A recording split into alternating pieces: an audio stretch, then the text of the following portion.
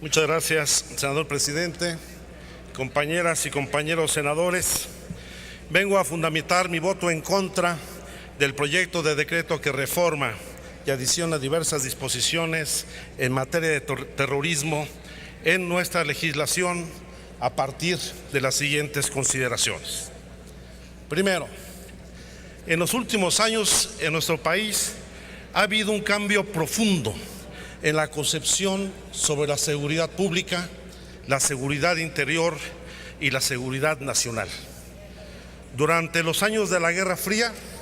la seguridad nacional se entendió como la seguridad del Estado. Este Estado egocéntrico que se caracterizó fundamentalmente por atender a las dictaduras y a los gobiernos autoritarios en todo el continente latinoamericano. Basta recordar cómo en los años 60 en nuestro país el Estado mexicano entendió al movimiento estudiantil de 1968 como el resultado de una conjura internacional. Años después, el concepto de seguridad nacional se modificó respecto a la lucha y el combate a la delincuencia organizada, a las actividades de narcotráfico, de tráfico de personas, de tráfico de armas y a la enorme riqueza que constituyeron los grupos delictivos en materia de actividades ilícitas. Y finalmente, tras los atentados del 11 de septiembre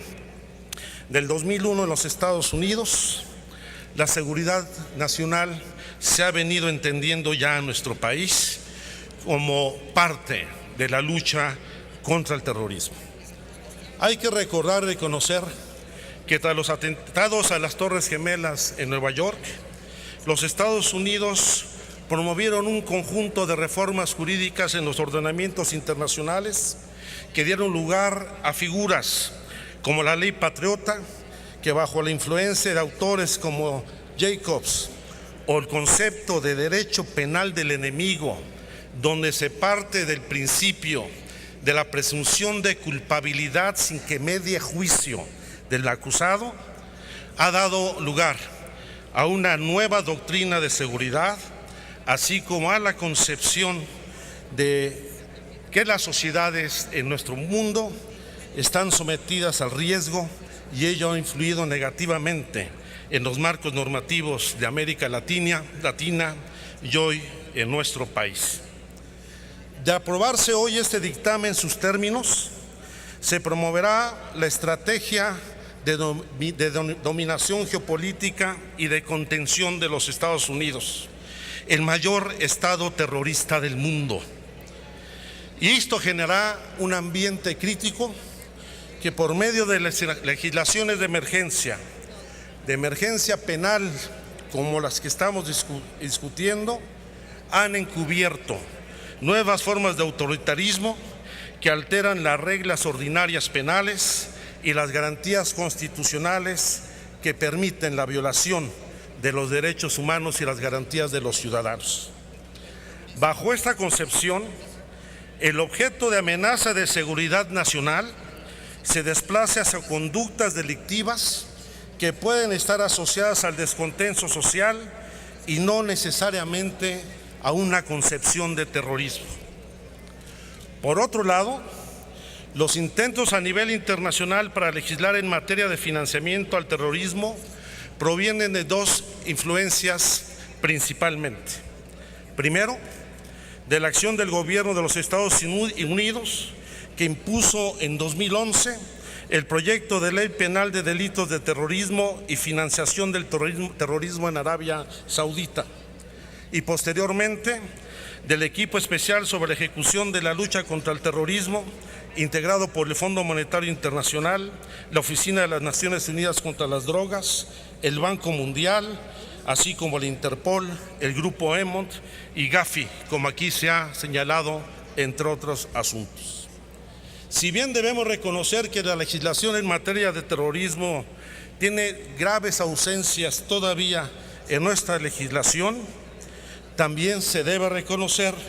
que el terrorismo no es un problema de primer orden en nuestro país, sino que han existido actos menores y aislados por organizaciones guerrilleras y grupos de narcotráfico que no forman parte central de la lucha contra el terrorismo. Por eso consideramos que toda legislación en esta materia debe de reunir por lo menos 3 requisitos para garantizar el cumplimiento y el respeto a los derechos humanos. En primer lugar, la adecuada tipificación de los delitos sobre terrorismo, lo que exige la concurrencia de al menos 3 modalidades del tipo penal. La primera, respecto a atemorizar a la población. La segunda, respecto a los actos cometidos contra bienes o servicios. Y la tercera, sobre los medios típicos utilizados, explosivos, armamentos, materiales inflamables, entre otros. Estos 3 elementos objetivos deben concurrir para que se configure el delito de terrorismo, además de que debe sustentarse la intencionalidad del agente que quiere cometer el hecho delictivo y también los casos de tentativa. Por eso, una de las grandes ausencias que tiene este proyecto de dictamen es la definición de terrorismo y la definición precisa de lo que es una organización terrorista. El terrorismo se define como el uso sistemático del terror para coaccionar a sociedades o a gobiernos. El terrorismo como táctica es una forma de violencia que se distingue del terrorismo de Estado por el hecho de que en este último caso sus autores pertenecen a entidades gubernamentales. Se distingue también de los actos de guerra y de los crímenes de guerra que se producen en ausencia de conflictos bélicos. La palabra terrorismo tiene fuertes connotaciones políticas y posee elevada carga emocional, y ello dificulta consensuar una definición concreta. Por ello, es común el uso de la palabra por parte de los gobiernos para acusar a los opositores, como también es común que las organizaciones e individuos que lo practican rechacen el término por injusto e impreciso. Tanto los unos como los otros suelen mezclar el concepto con la legitimidad o la ilegitimidad de los motivos propios o de su antagonista. Y este problema no queda resuelto en el dictamen que estábamos discutiendo. Y como lo han señalado aquí mis compañeros del Partido del Trabajo y del Partido de la Revolución Democrática, los términos en que viene establecido el decreto vulneran profundamente los derechos sociales y las garantías individuales de los ciudadanos mexicanos, al establecer de manera muy difusa, profusa y confusa en el artículo 139 a quienes se le establecerán las penas y sanciones en materia de terrorismo. En la fracción primero del artículo 139 se señala que podrán ser objeto de acusación de actos terroristas a quien, utilizando cualquier medio violento, intencionalmente realice actos en contra de bienes o servicios, ya sean públicos o privados. Es la primera vez que en una legislación de seguridad nacional y terrorismo el interés privado se equipara al interés público fuera de las responsabilidades del Estado. Y también se podrá considerar terrorista a quien presione a la autoridad o a algún particular para que éste tome una determinación. Esto va a tener graves implicaciones, como es el caso de la fracción tercera del último párrafo del artículo 139, donde se considerará también como acto terrorista la comisión del delito en donde se detenga en calidad de rehén a una persona. Toda toma de palacio municipal,